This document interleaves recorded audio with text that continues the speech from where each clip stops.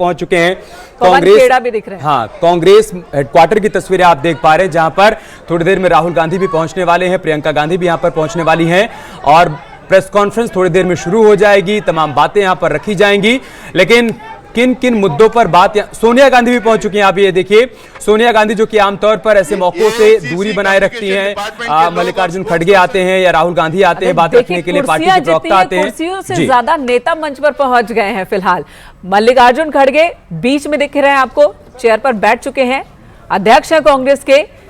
सोनिया गांधी इस वक्त कुर्सी पर बैठती हुई दिख रही हैं, पूर्व अध्यक्ष हैं और बहुत वक्त तक उन्होंने कांग्रेस को, यूपीए को संभाल कर रखा और इस वक्त भी महत्वपूर्ण भूमिका में है। वो मार्गदर्शक की भूमिका में है, महत्वपूर्ण भूमिका में है। राहुल गांधी देखिए, दूसरी तरफ कौन बैठेगा इसे लेकर एक थोड़ा पशुपेश, लेकिन अब ऐसा लग रहा है राहुल गांधी बैठेंगे या नमस्कार साथियों, कौन बैठेगा चलिए देखिए, दिखाते हैं आपको स्क्रीन पर। प्रेस कॉन्फ्रेंस बस कुछ ही पल में प्रेस कॉन्फ्रेंस की शुरुआत होनी है। राहुल गांधी, मल्लिकार्जुन खड़गे, सोनिया गांधी इस वक्त आपको टीवी स्क्रीन पर दिख रहे हैं। जयराम रमेश भी संबोधित कोने की सीट पर विराजमान। उसके बाद में हमारे पूर्व अध्यक्ष राहुल जी आपसे बातचीत करेंगे और हमारे बीच में कांग्रेस संसदीय दल के अध्यक्ष सोनिया गांधी जी भी मौजूद हैं। मैं उनका भी स्वागत करता हूं। कांग्रेस अध्यक्ष मल्लिकार्जुन खड़गे जी।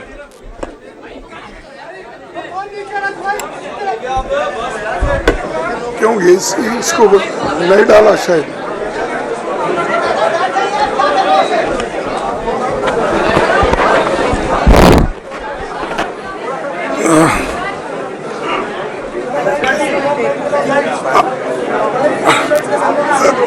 Respected hello madam Sonia Gandhi ji, Rahul Gandhi जी,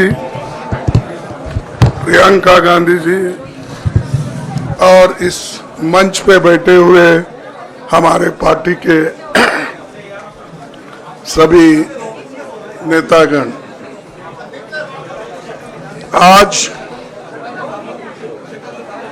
जो देश में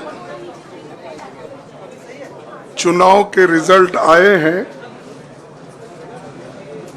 ये मैं तो पहले कहूंगा, ये जो रिजल्ट है जनता की रिजल्ट है और ये जनता की जीत है और लोकतंत्र की जीत है। हम पहले से यही कह रहे थे कि ये लड़ाई हमारी मोदी वर्सेस जनता है, लोग हैं। तो 18वीं लोकसभा के चुनाव में हम विनम्रता से जनमत को स्वीकार करते हैं।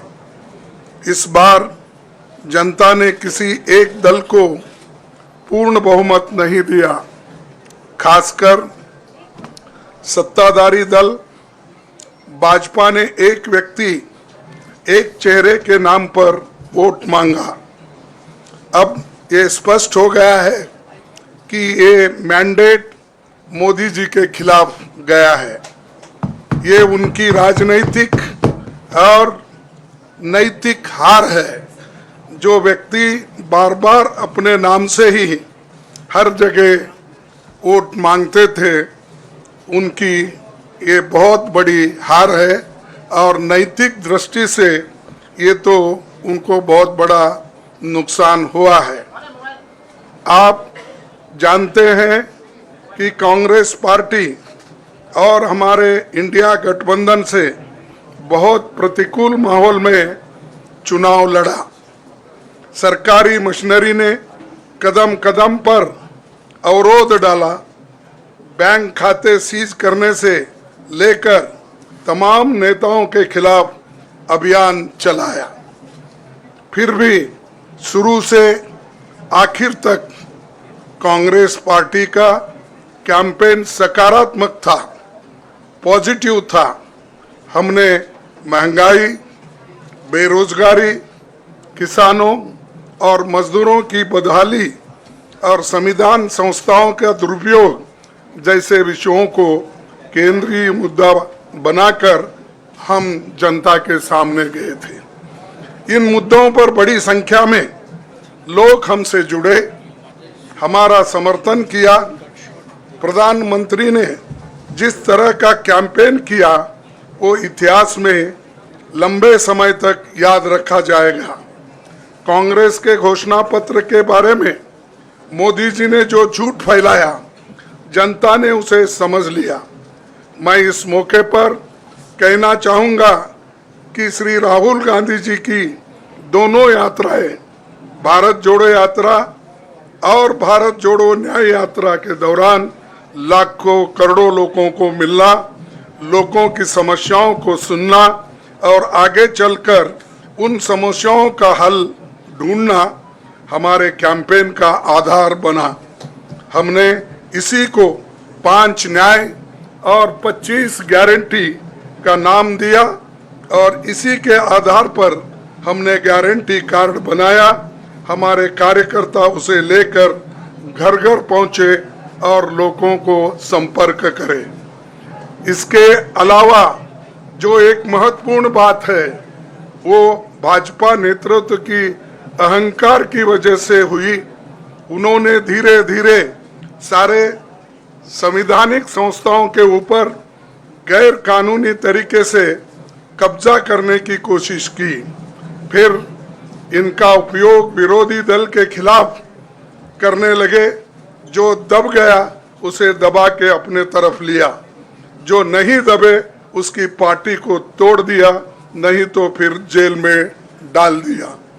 लोगों को ये विश्वास हो गया था कि मोदी जी को एक मौका और मिला तो अगला हमला संविधान पर सीधा होगा और लोकतंत्र पर होगा। इसीलिए लोगों को इसके प्रमाण नए संसद सत्र के साथ ही दिखेंगे। खुशी इस बात की है कि भाजपा इस षड्यंत्र में अब सफल नहीं हो पाएगी।